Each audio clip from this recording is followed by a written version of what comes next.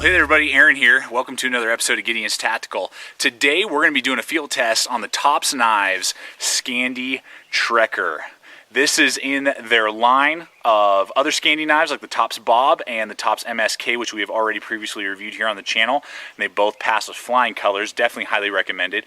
So they've kind of made a medium in between version. So let me give you a couple basic specs and then we're going to get out there. All right, let's look at the specs here on the Scandi Trekker. What you have is a total length, overall length of 7 5/8 inches. So that's the overall length. The actual blade length from the handle scale to the tip is 3 1/2 inches on the dot, and then the cutting edge, because it kind of goes underneath the handle scale a little bit, you can see there, is 3 5/8 inches actual cutting edge. The Scandi grind, obviously, the name kind of gives it away there with the zero bevel, 1/8 of an inch thick, 1095 high carbon steel with a tumble finish on it, Rockwell hardness 56 to 58.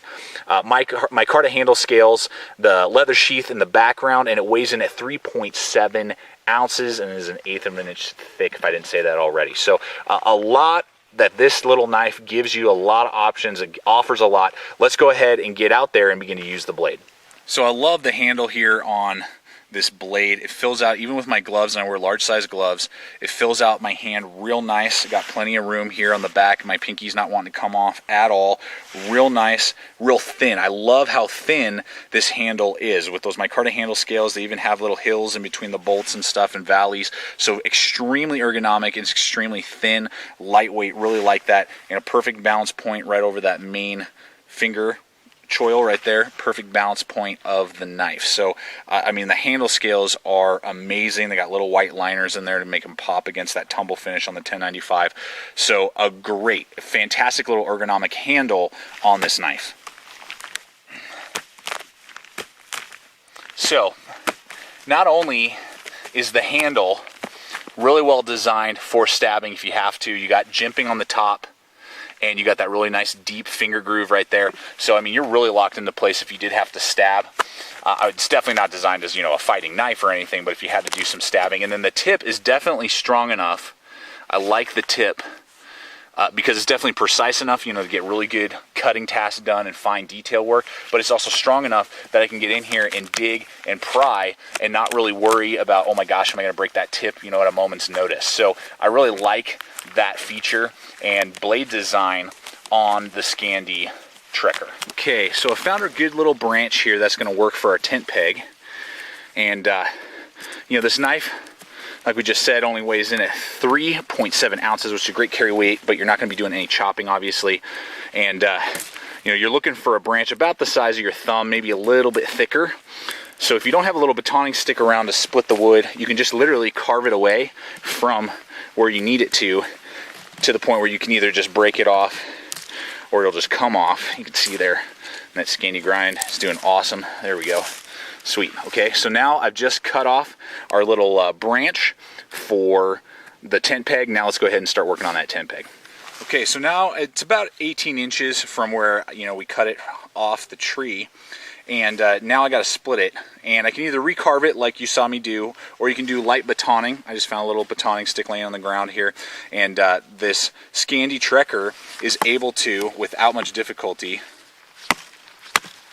3 hits, boom, split right through, and now we have a nice little piece of wood here that we're going to fashion into the tent peg. Okay, so now there's a couple different ways you can do a tent peg. I'm going to do the X kind of fashion, and this is a great way always to test your blades out. So I'm just kind of doing a push cut, and the handle is feeling amazing on this Scandi Trekker. I love it, but that's doing a really good push cut. Then you just kind of do another opposite angle to create an X of cuts. You can use your thumb if you want to, and just kind of follow around, do a little bit of side to side play and push. Golly, that handle is fantastic for the ergonomics, guys. As I'm doing that, that feels amazing with that really good set of jimping as well right there. It's right where my thumb wants to be. That's awesome. Okay, so now, I'm trying to get it in frame there for you guys. I've kind of done the X, and now I'm just going to kind of do some push cuts. And I'm using that X kind of as my stopper, and that's where the, you know, snare wire, or if you're doing a snare, or the paracord would go and feed around if you were you know, going to use this as a tent peg. So you see there, and this Scandi grind, guys, is doing awesome, just like it did on the MSK and just like it did on the Tops Bob. Fantastic. That 1/8 of an inch thick edge makes it really easy to go through wood. There we go. Real nice. So I did about halfway. I'm just going to kind of clean this up a little bit right here to make a really sharp 90-degree angle for the rope to feed through. So there you go. So you just wrap your snare wire or your rope paracord right around that little notch. Now let's go ahead and do the spike on the other end so you can drive it into the ground. Alright, well, this piece of wood is almost already designed to have that spike right there. I'm just going to kind of do a chest pull just to show you guys again that Scandi grind is doing an amazing job. Very easy to do a chest pull. My hand just kind of cups it right there. The back pommel near the lanyard hole goes right into kind of the soft part of my thumb right there, and I can grab it and get that real nice chest pull. Thin out the piece of wood a little bit so that it will go real nice and quick into the ground.